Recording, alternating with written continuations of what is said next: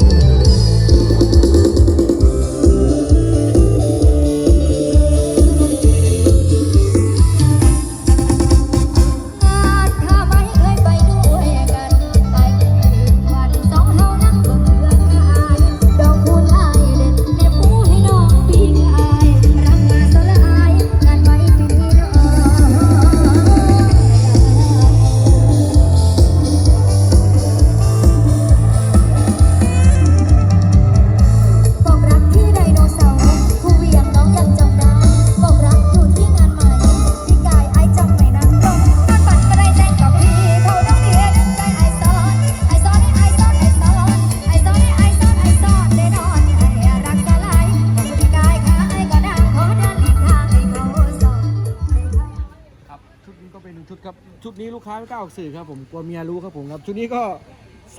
36,900 ครับผมครับบิ๊กพาวเวอร์ครับไมลอยปลั๊กไฟครับผมครับไม่ว่าเป็นครับตู้เบสครับเบส18 นิ้ว2ครับเทอร์โบกลาง2 ครับผมก็อีก1ชุดครับสำหรับปีใหม่ชุดนี้ถือว่าขายดีมากครับผมครับผม